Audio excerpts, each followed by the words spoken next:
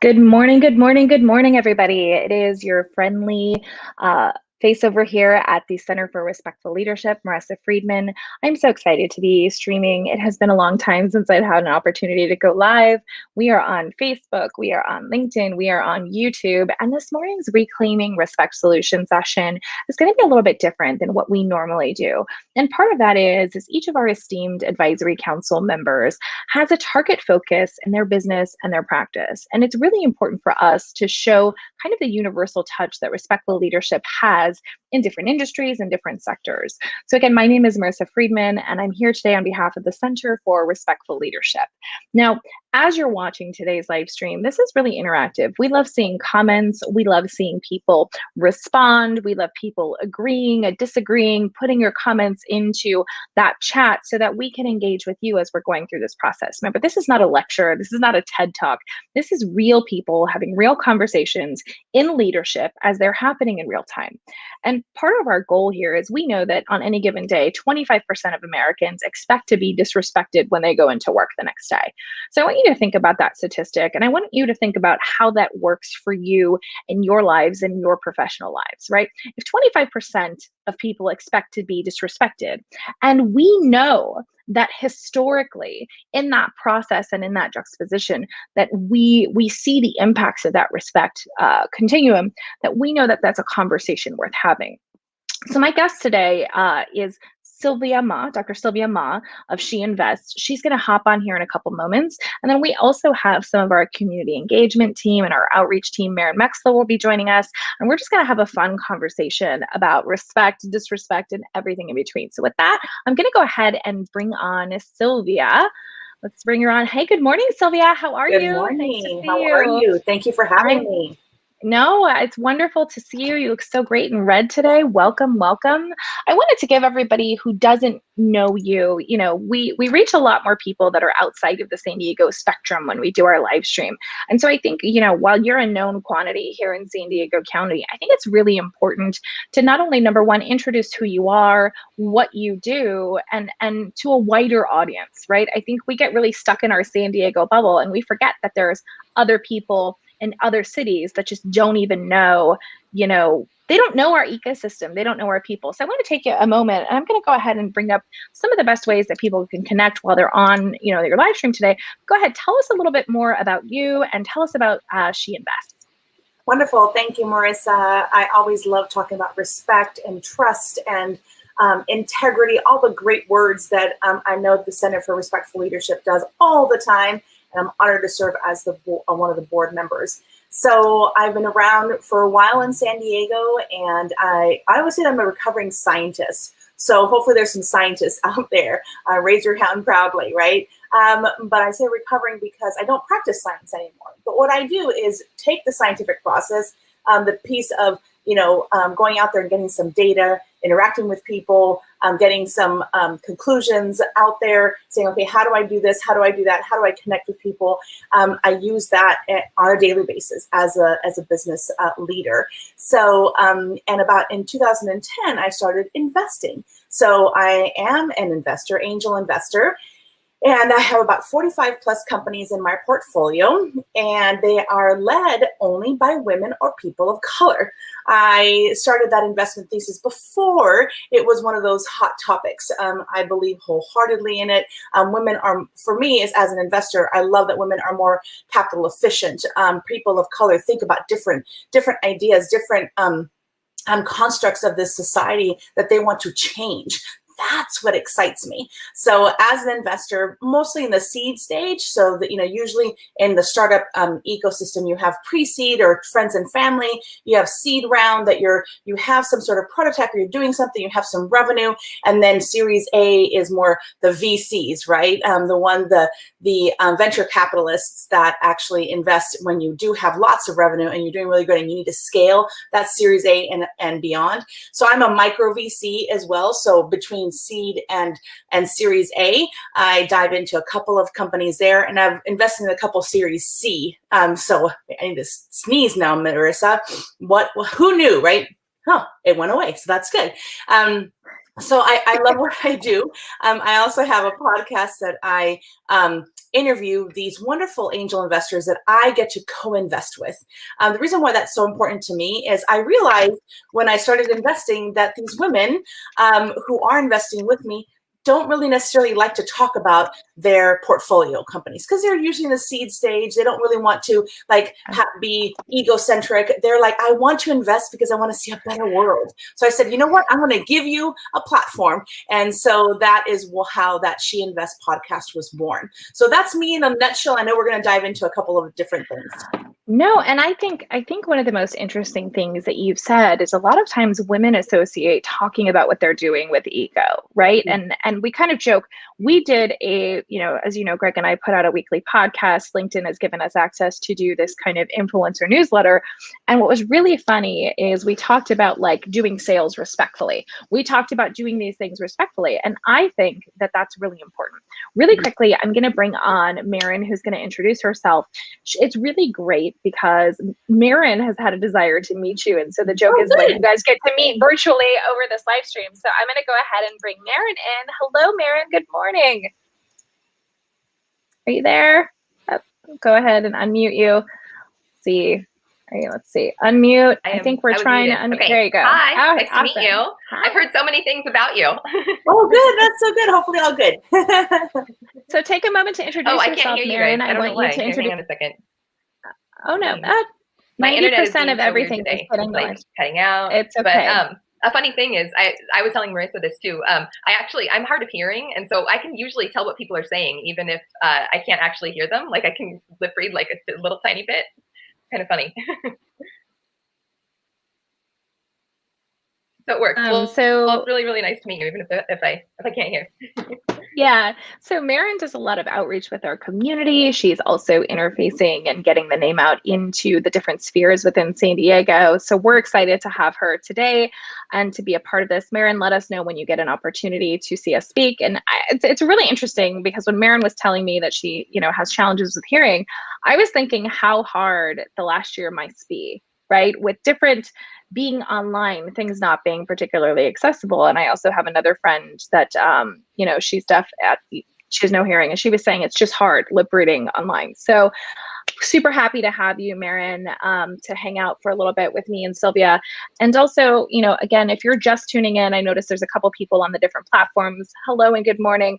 This is the Center for Respectful Leadership. We are doing our Reclaiming Respect solution session. One of the reasons we're doing these solution sessions is not only to highlight the work of our advisory councils, but also just to bring out to the sphere this dialogue of respectful leadership. And, most of the time when we talk about respect, people have different definitions of respect. So I'd like to kind of start from that place, Silvia, because I think, a lot of times people use words interchangeably. And I think we're all guilty of this, right?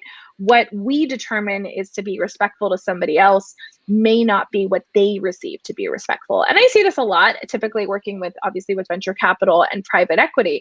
There's a different language and a different world of conversation. And so a lot of times what I've been hearing on Clubhouse, for example, is the directness of some of these conversations. If you're a newer entrepreneur entering this sphere, you might perceive the questioning or line of questioning you might get during a pitch presentation as disrespectful, when really they're just approaching it for they're going to give you money or they're going to give you something else. So I'd love to hear for you, like, what are ground rules that you kind of talk about either with your investors or people that you're mentoring kind of around respect, and how do you define it in the work that you do? Yeah, thank you for that. And I think that one of the things that I would like to demystify is that it's not only on the entrepreneur's plate to say, like, I don't like that question or what happened, right? It's also the investor's plate. If you want to have good companies that you invest in, be nice, first and foremost, right? Ask really great promotion-focused questions, not prevention. So it's a lot of research with HBR, Harvard Business Review, about this dichotomy between these two types of questions, right? And they're saying, and a lot of the research says that women get more prevention-focused questions than promotion-focused questions. So, but I'm talking to any entrepreneur out there. If you, and I'm going to define what both of those mean. I know, Marissa, I'm an academic, right? I'm going to define everything.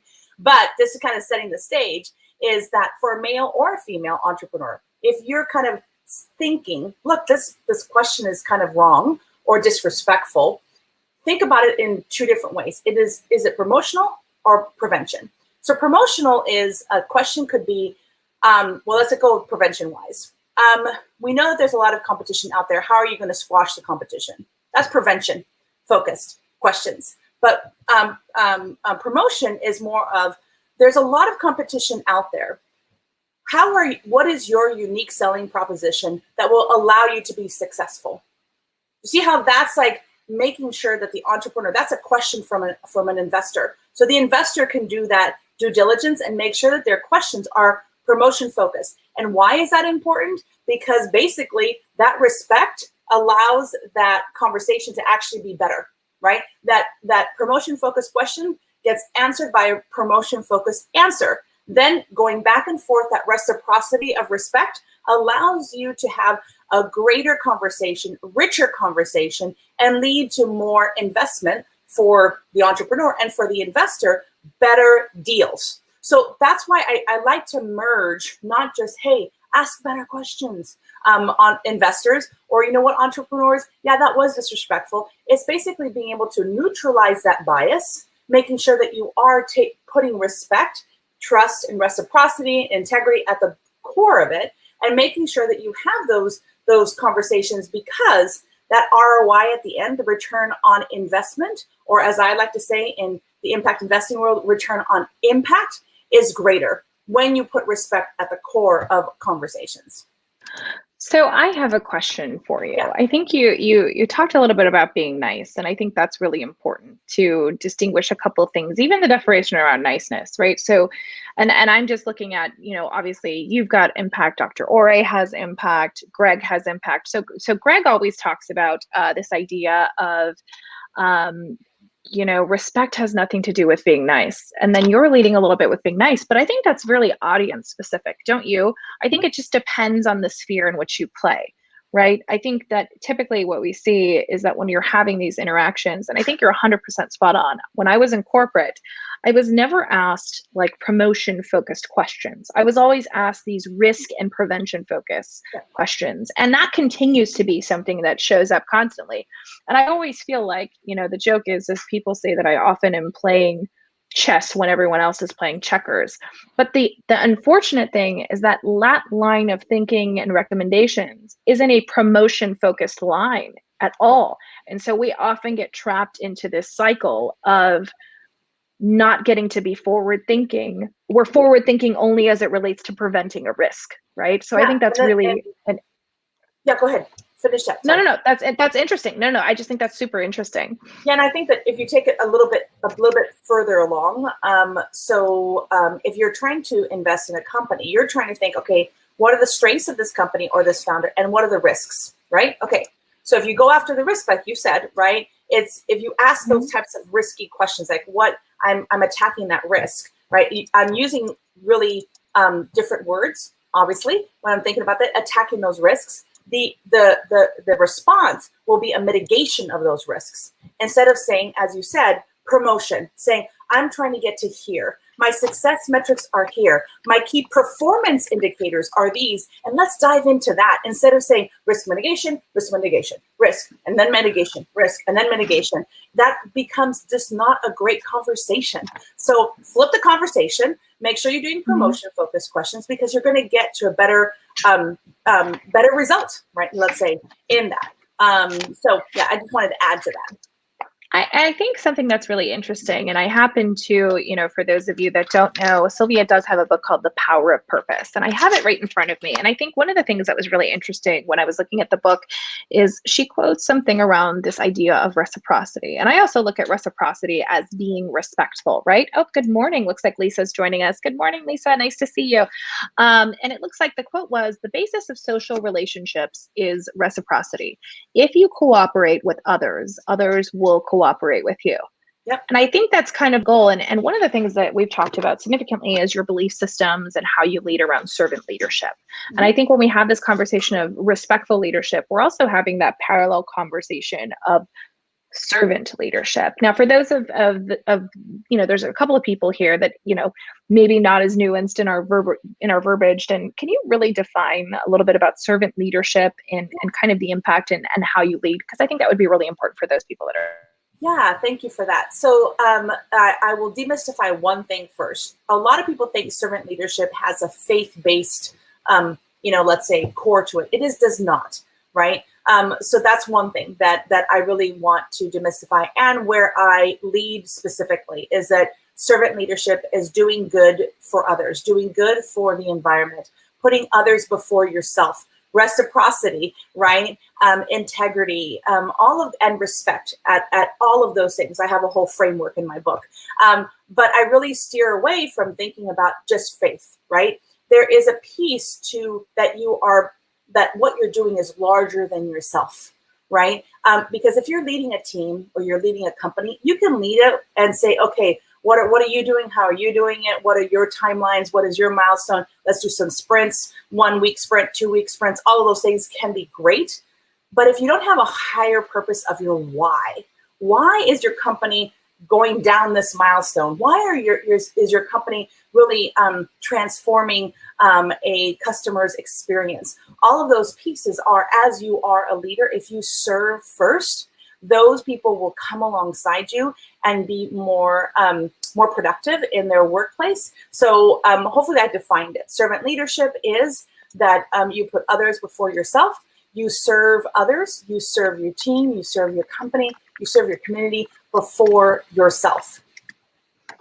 Well, and I think that's a really important distinguishment. And what's really interesting to me is whether you call it, a belief, if you call it faith, if you call it hope, whatever you call that, I think that there is a way to integrate all of these things hyper respectfully into business, right? So where do we see that? Where does that show up? Because people always make this really big distinction about like, well, that shouldn't be in the workplace. But, look at a company like Chick-fil-A. A company who's decided to firmly plant their belief system as a core part of their values. None of their franchises per se are actual real franchises. They're operated by people, right? They're people that go in and step in that have a belief system and the cultures and the value. And people love their food and their product, but they are firm in their belief system around closing on Sundays. And that's what they choose to do. Now, it is really interesting to watch them at conferences and events talk about this and that impact that it creates. But, the one thing people unify around is they have great food, they have fantastic service. And the people that work there, genuinely, I have never encountered a grumpy Chick-fil-A employee, right? So when we look at those values and belief systems, and then you overlay something like the NFL and sports, right? How many athletes before a really big game or a Super Bowl pray over that, right? I think that there's an understanding that, all of these different things can be done respectfully and at a large level without being imposing. Right. And so to me, what's really interesting is I really appreciate you taking the time to define what respectful leadership is, what servant leadership is, because I do think there's some misnomers about the belief systems around those things. And so people see that and they automatically write it off. And the reason I brought up reciprocity is so much of what we do in our business is helping one another. And I think it's helping one another without agenda. Right. So let's talk about that a little bit, helping people without agenda, because in your ecosystem, right, in your investment ecosystem, a lot of times people are just making introductions, hoping to connect someone to the right thing, not really expecting something in return. Right. But, tell me a little bit more about that. Yeah, thank you for that. And I think you brought up a couple different points too, is that in business, really, a lot of businesses are driven by the bottom line, right? Of saying, okay, we need to have returns. We need to have return on investment. We need to have higher revenue and all of that. Especially through the pandemic, we saw companies that were corely focused on their people, on their customers, being servant leaders. I mean, I'm talking about big companies, right? That said, you know what, we won't furlough anybody. We will try to work this out. And the employees stood up again with them, right? Because they're like, okay, this company is really helping me out. My brain is fuzzy this morning. I can't do all of the examples, but I know that there was so many examples out there. Now, on the side of the startups, also that dichotomy of return on impact versus return on investment is always at a struggle, right? For those early stage startups that, let's say they have somebody who says, I'm going to make an introduction to an investor, and you're like hoping and praying that it's going to go into an investment, and sometimes it doesn't. That's very hard to do. So those entrepreneurs that care about that servanthood, care about doing good by doing good for others, all of that, like mentoring a startup that's just one step behind you, advising other startup founders, all of that plays a part to getting that investment. So just giving you an example. Let's say if I meet somebody, and there's a couple of entrepreneurs just like this, like Dr. Debbie Chen from Hydrostasis, right? I will invest in her over and over and over again because she not only puts her team at the forefront of what she's doing, saying my team is executing incredibly well because they're doing this. Again, not egocentric, very much like our team executes. Of course, she's saying we're executing, we're getting revenue, we're getting new customers, but that she puts her team first. That team is going to work harder for her, right, than a team that is not supported. So I know that every dollar that I put into her company, it comes back 5x in return because of that core culture that she's bringing. Then have another layer of her customers. Her customers love her because they're like, oh, she sees this vision of why she's creating this company. And she's consistently talking about that, even to her customers. Again, servant leader. And then on top of it, on like, let's say the bigger sphere of influence for her is that she mentors tons of entrepreneurs in her ecosystem. And she does that because she's, giving of herself, but she's been able to be in front of other investors and other entrepreneurs at universities, at different accelerators, different mentors, different mentor investors. Has she grown her network? Yes. Right? By giving of herself in a way that people say, oh, she's a little bit different. Let me have a conversation with her. Let me invest in her. Let me see what else she's up to. Do you see how that ethos that you are creating as a servant leader, especially in the startup world, which it is very much like cutthroat, and you're trying to get all of the funding that you can, and you're like, oh my gosh, I only can think about funding. If you don't think that way, if you take a servant leadership approach, man, people come to you instead of you seeking others to come alongside you. One of the things that I thought was really interesting, and I had the opportunity to meet Debbie as well early on in her journey, and then I'm the EIR over at Connect All at the Jacobs Center. And what I found to be particularly interesting was all of the things that people mention about her in terms of like how she shows up for people. But there's something really important that you said, I will invest in her over and over again. So I'm going to bring in a statistic that I thought was fascinating. And this came out in early 2020.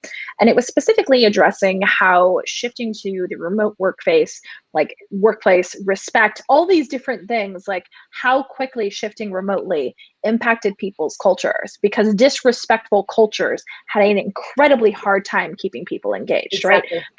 More people in droves. I think it was something like 40% of those top Fortune 500 people went freelance, they went nomadic, they quit, they realized like, I don't want to be on Zooms for 8 hours and then work an additional 8 hours in the evening. But here's the statistic. It was employees who felt that their leaders treated them with respect were 63% more satisfied with their jobs, were 55% more engaged in the work they were performing, 58% more focused, and 122% more likely to stay with their organization. When asked what was the most important factor for them, it was that their boss let them feel respected and heard, and that created trust. So I think that really speaks to what we're talking about here, which is that respect is more than just, be nice to someone for the sake of being nice. I think what we're really talking about is a curated plan for respect for an organization as a leader, right? The worst thing I see over and over again in engagements is when we go in to do a delivery for a company or an organization, and the employees are just on fire and they're feeling it, and they're feeling supported by that leader that's sitting alongside of us. And then when the training's over and we're doing the recap, the CEO turns and says, I hope they got it. And then you realize in that moment that's not the culture of the team. It's Yeah. the leader, right? Yeah. So let me ask you, if you come into a situation where you're in a difficult conversation with potentially a leader or someone that you're working with, how do you start those conversations, Silvia? Wow, that's a loaded question there. I read There's no right, there's no wrong answer. Yeah.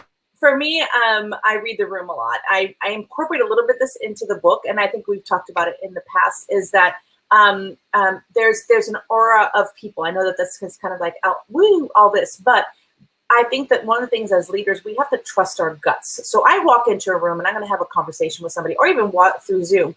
I allow some chit chat to happen at the very beginning. So I know where this person's at, because then, I was going to go into also, it's like the servant leader or the leader that has respect at his or her core. You can see that. You can see that because they're asking questions. They're not saying, "Oh, my day is horrible. Revenues are down. This and this and this." They're saying something good about their company, saying something like, "Wow, I learned about this one employee that did this wonderful thing. And how is your day going?"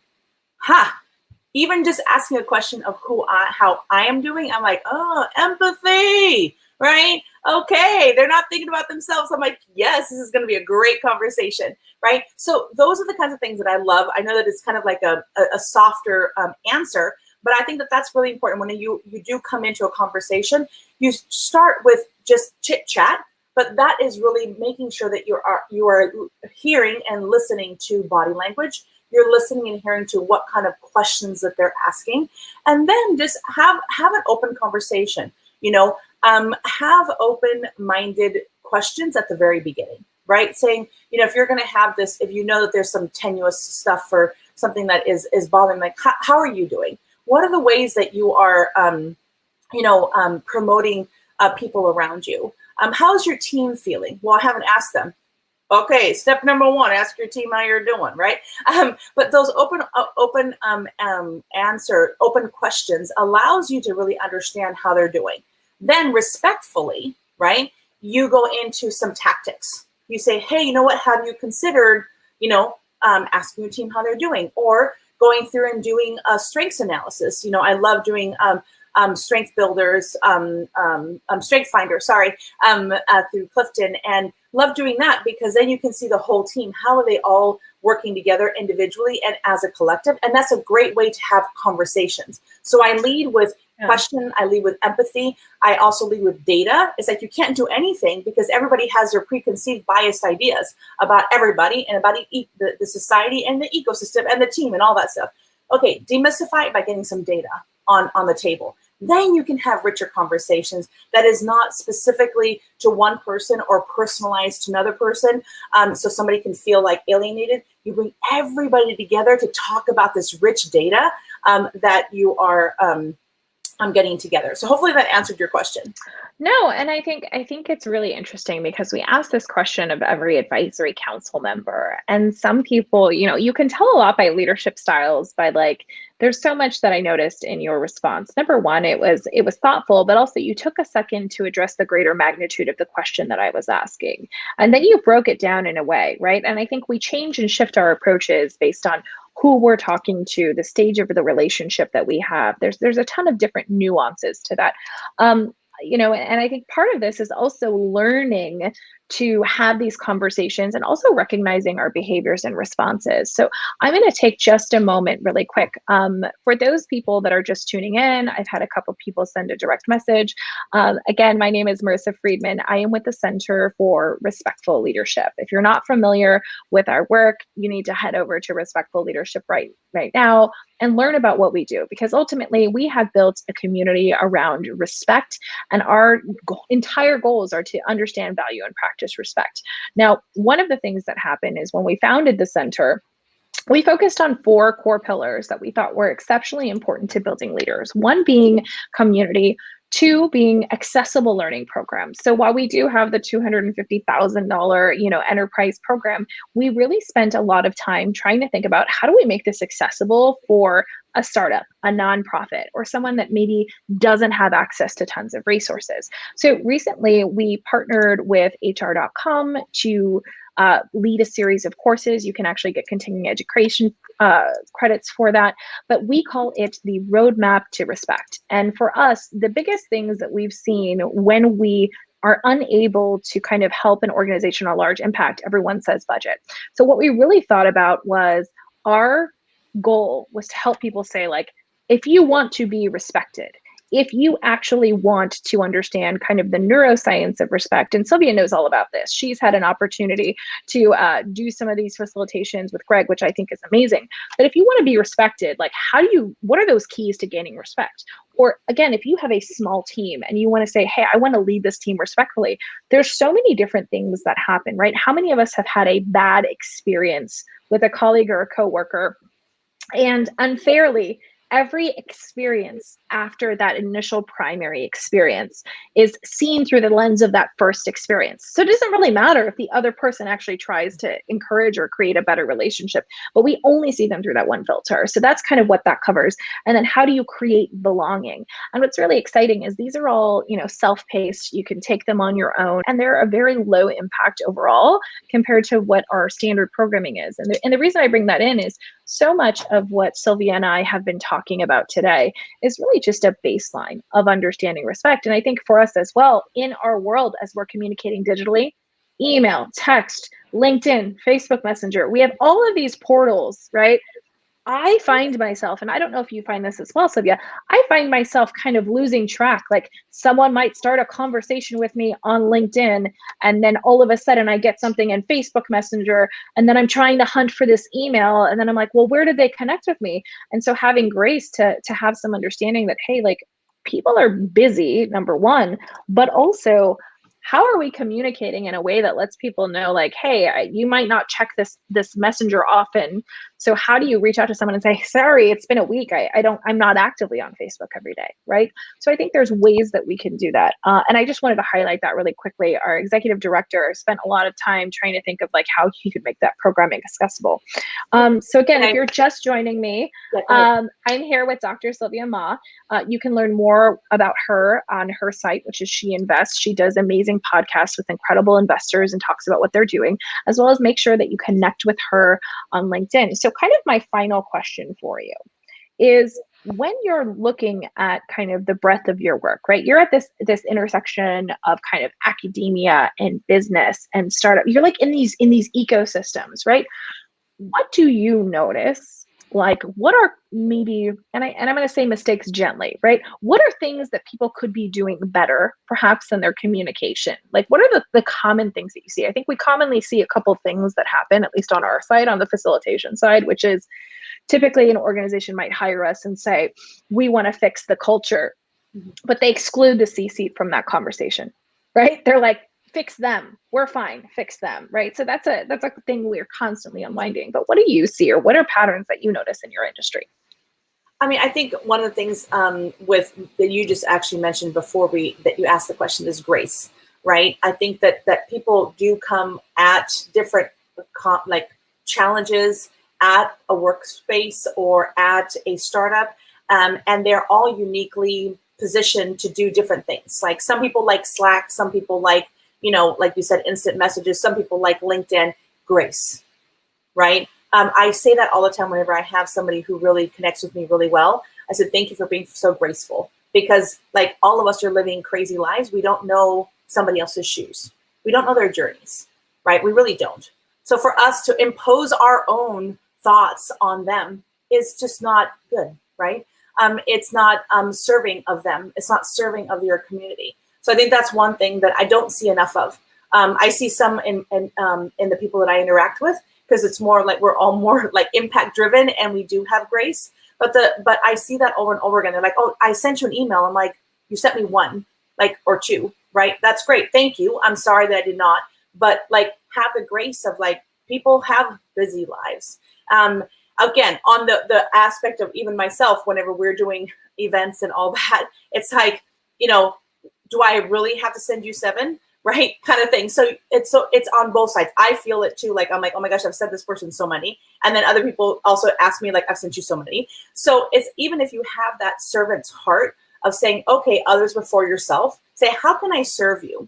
How can I bring you more value? I love how you at the Center of Respect for Leadership and you, Marissa's like, how can I bring value to you? We have this live stream, we have this XYZ, right? That's amazing. But how can we bring more value to you? Instead of saying, well, like I transacted this. It's not transactional. It's relational, right? And relational lasts a whole heck of a lot longer than any transactional email or conversation or Slack message or LinkedIn. Well, I don't know what.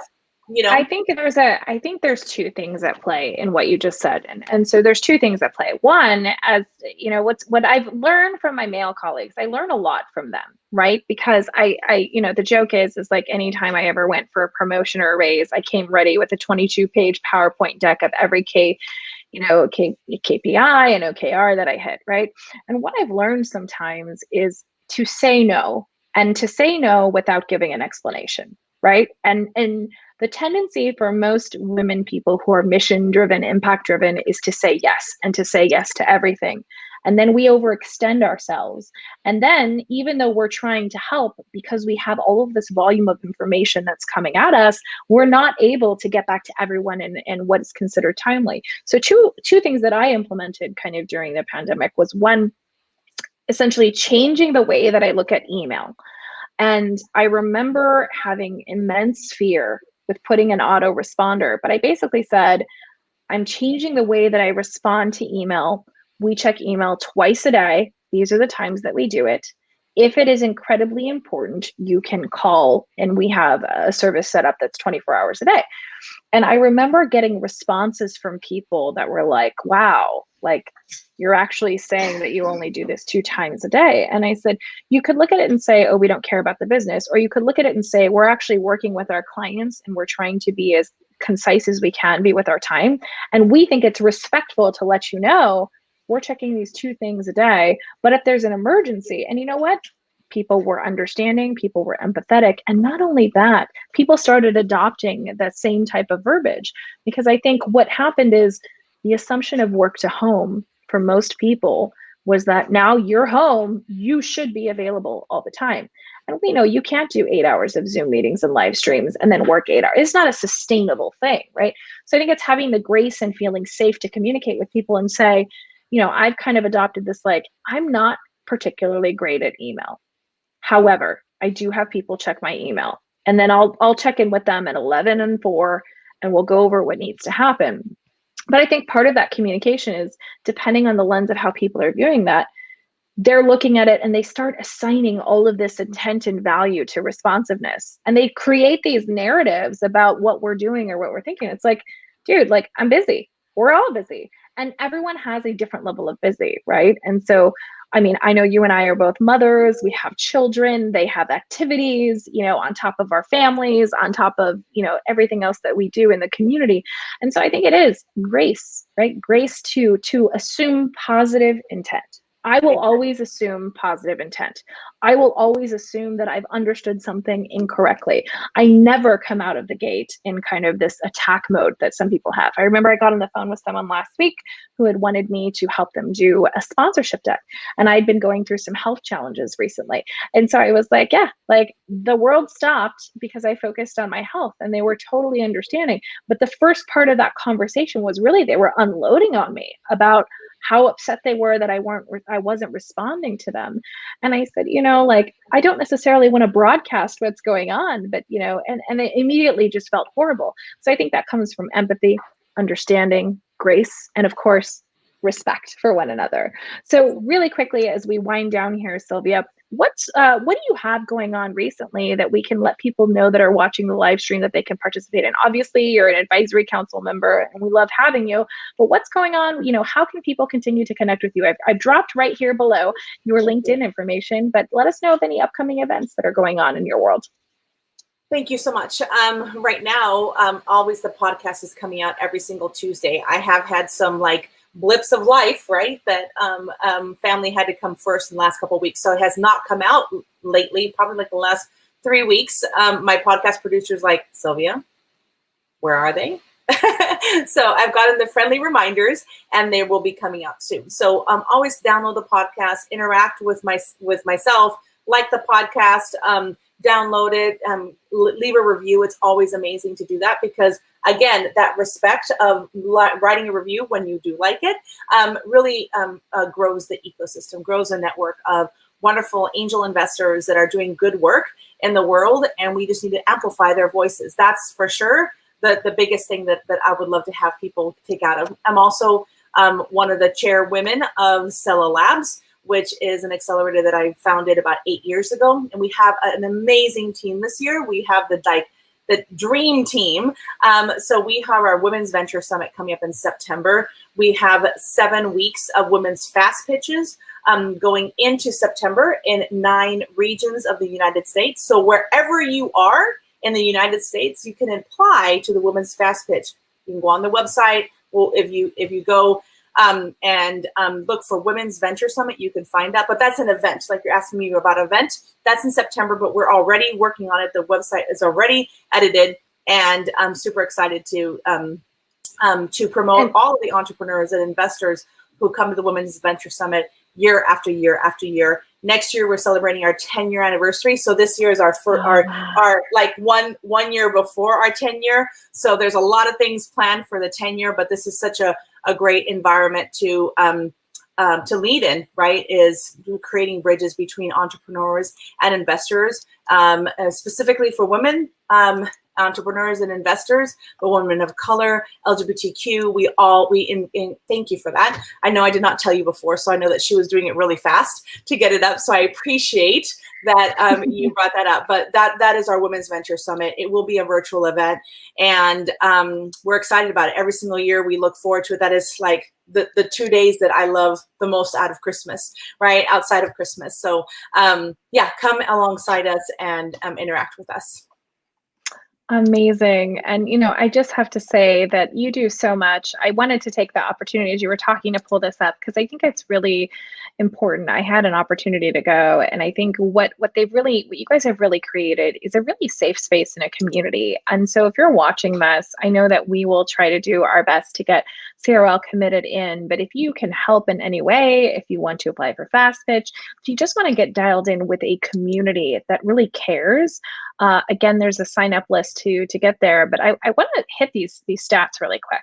Is that your 7-year review? Is that correct? Yes. Silvia, that's correct? So like 1,900 plus attendees, almost 300 speakers, reaching almost 5 million people and 150 investment groups, right? This is in our own backyard here in San Diego, but actually you're getting to reach people nationally. So I think that's pretty exciting.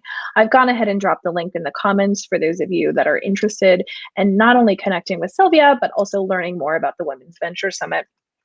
For us at the Center for Respectful Leadership, so much of what we do is really impact driven with our partners in our advisory council. We've intentionally curated a group of esteemed kind of leaders in their fields because we know the following to be true. When I was coming up in leadership and getting mentored, I only had one type of option of a mentor that was available to me. And I don't need to specify what that option was, but I didn't see a lot of diversity of thought or field. And I remember being in my engineering classes at San Jose State University and going, there is no women. Like there was literally no women around me. And I remember thinking, this is going to be a very, very lonely road. And I remember feeling not supported and trying to get mentors who basically told me, at the time at the College of Engineering, it was like, you're going to have to make a choice. Do you want to go down this road and get married and have kids and do that? Or do you want to be an engineer? And I remember thinking it can't be one or the other, right? Because most of them were married. So I just couldn't understand this dynamic. And so we intentionally have curated some of the best in the industry. Now, again, I just want to thank you so much for giving, your time to us and to the Center for Respectful Leadership. Again, connect with Silvia on LinkedIn. On the offset, I did get an opportunity to mention our, online learning classes. So definitely check that out. We also do free events once a month where we bring in an industry leader and advisor. If you're watching this and you go, oh, I have an idea, I have something I want to share, we have exciting news. Our community coordinator, who's someone that Silvia brought into the fold, her name is Kirsten Riley, will be joining us in the next couple of weeks, talking about how you can submit your news, how you can contribute to the leadership logs, how you can get dialed in with a community of supportive leaders. Again, my name is Marissa Friedman, and I'm coming to you live on behalf of the Center for Respectful Leadership. And again, I want to welcome and thank our guest today, Dr. Silvia Mah. Any final words for the people that are watching us today, Silvia? I think the biggest thing is, you are watching this because you're curious about respectful leadership. You've maybe done it, right? You've inspired your team. Continue doing it. It's a good fight. Sometimes it is a fight, right? Because we are changing things, or there's people that don't really understand what does respect actually mean, or what does that translate to return on investment. That always comes up in the things that I try to push a little bit there. So go online, go to the Center of Respectful Leadership, get some great awareness and education on what does this actually mean, so that you can translate it in your own work. So continue doing it. Be curious. Come back to the live streams all the time. Get more education, and broaden your horizons as you lead others to greatness. Thank you so much, Silvia. Bye, guys. Have a nice Bye. day. Bye-bye. We'll go ahead and say goodbye.